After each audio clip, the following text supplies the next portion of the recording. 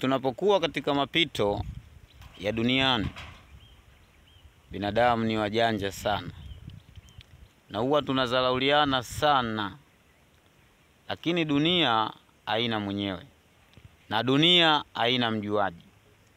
Na endapo kama kungekuwa kuna mjuaji wa hii dunia, angepewa tuzo. Wengi waliopita katika dunia hii, kulikuwa na watu tofauti tofauti sana. Walikuwa watu wenye elimu zao, watu wenye vipaji vyao, na watu wenye CV zao za aina tofauti tofauti sana. Na wote wamepotea, wamekufa.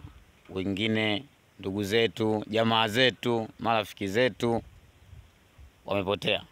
Na sisi tupo kwenye njia hiyo hiyo.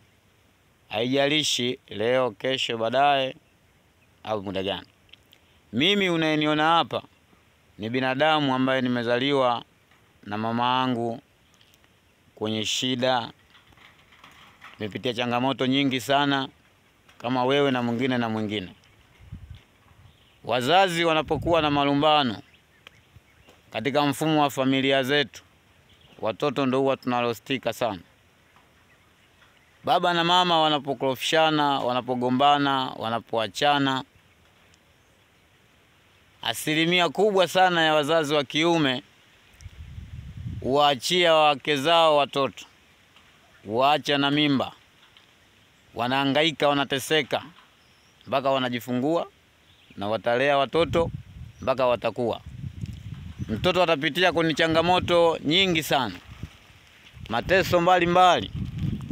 Kuishi kwa ndugu panahitaji kipaji, uwe boya hata uwe na akili timamu. Ukiwa na njaa utaonekana umekula, na ukilalamika njaa utapewa sefuria ya ukoko umalizie makombo. Na kama utaleta kiburi utapewa kazi ya kuosha vyombo. Na hapo hapo ukisema ulalame utakula kipigo. Hayo ndo maisha ambayo wengi tumepitia. Kuishi kwa ndugu panahitaji uvumilivu mkubwa sana.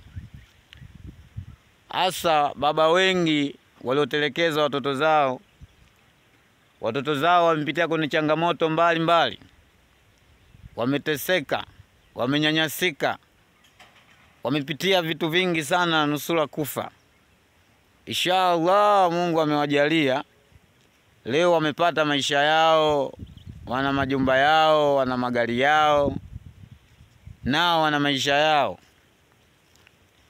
Sasa nashangaa wazazi hao waliotelekeza watoto zao leo ulalamika kwamba watoto hawasaidii, watoto hawakumbuki wakiwa wao wanaishi kwenye shida. Wakati huo walivyoacha watoto zao katika mazingira magumu wameshasahau. Haipaswi sana kumlalamikia mtoto akusaidii. Inapaswa sana utafakari ulipotokea na jinsi njia ulizompitisha mtoto huyo mpaka amekuwa. Wanasema mkubwa akosei, si sawa. Wakubwa ndo wana makosa mengi sana kwa kujiaminia ukubwa wao. Mzee, wewe ni baba wangu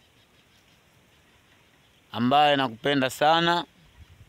Japokuwa ulinipitisha kwenye changamoto za maisha ngumu, mateso, siwezi nikakulaumu wala nikakuchukia.